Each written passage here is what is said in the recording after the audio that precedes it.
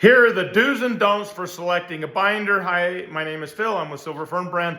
Should you be pairing a binder with your antimicrobial or your antibiotics? My suggestion and my opinion is yes. Do you have to? No. So why would you pair your antimicrobial or antibiotics with a binder? It's pretty simple. If you have an effective binder by itself, it too will be reducing your pathogen load. Think of a binder like a sponge. It's just going to go through and soak up bad shit, and it'll make sure that it gets evacuated through the body. So by itself, without an antimicrobial, it's going to be a really good product to soak up things. A good binder, by binding all the stuff in the gut and the release of toxins that happen when you kill bad pathogens in the gut, by binding those up like the lipopolysaccharides, you're preventing them from going through the gut barrier. By the way, if you have a big high pathogen load, you have leaky gut. And if you have leaky gut and you're ripping out pathogens and you're popping biofilm, that's going to float through the gut barrier and you're going to get die-off issues. You're going to get inflammation, you're going to get skin outbreaks, you're going to get discomfort and joint pains and all kinds of stuff, right? So a binder helps reduce die-off. A binder is going to bind stuff in the gut so it doesn't hammer the liver. So it'll help reduce the load of pathogens rolling into the liver, right?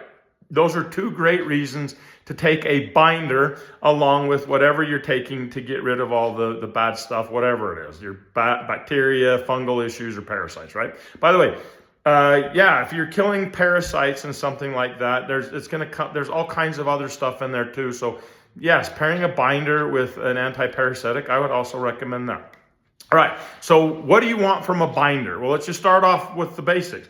A binder should bind the things you don't want, and it should leave all the things you do want, right? So you want to bind and get rid of everything from E. coli, salmonella, listeria, mold, candida, mycotoxins, all that. You want to C. diff. You want to bind all of that. You want to bind it up and put it in a nice tight package so that it can't go anywhere. So it's not going into the liver and it's not going into the system. It's not breaching the gut barrier, right? And you do not want to bind nutrients, minerals, your medications. Don't want to bind your medications. That's sort of a problem, right? And you don't want to bind beneficial organisms. You don't want to do that. If you're using a good binder, by the way, it should have a fairly decent prebiotic effect in increasing beneficial organisms in the gut, like short-chain fatty acids and like, bifidobacterium and stuff. A good binder is going to significantly help strengthen the gut barrier. Should strengthen the gut barrier, should help promote, is what I'm legally allowed to say. It's going to promote healthy inflammatory responses. It's going to help decrease immune activations. Kind of like if you have a hyperreactive immune system, dysbiosis, leaky gut, inflammation, boom, that's what's causing it. So if you are significantly reducing that load and helping the gut barrier, you're going to help immune issues. So there you go. So does it help the immune system? Yeah. So what do we suggest? Well, we suggest cleanse with immunolin. Immunolin is an ingredient that has, I'm gonna suggest, I can't remember off the top of my head, but it's between 45 and 50 plus. They do a lot of human clinical research studies. So is it clinically studied? Yes. Like check.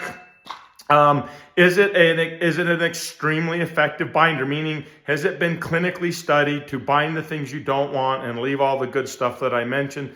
Yes, it has. So very effective. What makes it, hey, Phil, what is immunolin and what does it do? Good question. So here's what it has. It's loaded with IgG. Just to say that. IgG is an immunoglobulin, which is an antibody. So it's got a very effective antibody that knows how to selectively bind the things you don't want and leave everything else. And it's loaded in these antibodies. So it has up to 250% more IgG, which is an antibody, than some of the commercial colostrum products.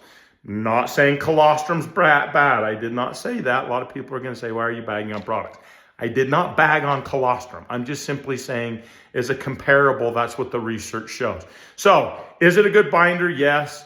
In my opinion, should you be pairing it with an antimicrobial or an antibiotic and stuff like that? I would. Who should not take this? I would say people that are constipated. If you have bad constipation issues and your detox pathways are not open, applying an aggressive binder is not very effective. You're probably gonna get more constipated and bloated. So I wouldn't do that. In fact, just my opinion, just from our perspective, when we're doing gut cleanups and anybody has constipation and slow motility issues, stomach issues, any of that stuff, we immediately go there first. We open all the detox pathways. We turn the system on, get the migrating motor complex going so that it can sweep shit out. So it can sweep stuff out. And then we introduce binders and antimicrobials. In our opinion, that is the effective way to do it, but you do you. I'm just saying you do not want to add a binder to a system that is clogged. It doesn't make any sense at all, okay? So dosing, a lot of people want to know the dosing. So the dosing depends on the severity of your issues, right? Occasional mild issues, 4 capsules. So if you're taking an antibiotic or an antimicrobial and that's doing a lot of the heavy lifting, I would probably say 4 capsules. If you want to be more aggressive, which I obviously, with my personality, like to do. If you haven't noticed, I'm an aggressive person. I do 4 in the morning, 4 at night. You can go up to 8 capsules in the morning and 8 capsules at night. Yes, I'm aware a lot of people are going to say that's a lot of capsules. No shit. And you're going to say we're trying to sell a product, and the answer to that is no shit. We're obviously selling products, folks. But we really pride ourselves in selling effective products that do what we say they do. So I don't feel bad that I'm selling very, very reputably, clinically supported ingredients in the right way. I mean, we have shitty margins. We're out to help people. I don't care what anybody else says. That is our business model. The product is a great product. That's it. Is it an effective binder? Yes, it is an effective binder. So if you're looking for a binder, I suggest this one. But at the very least, you should be using those standards to work from for selecting a binder. That's all I'm saying. Okay, hope this helps. Bye.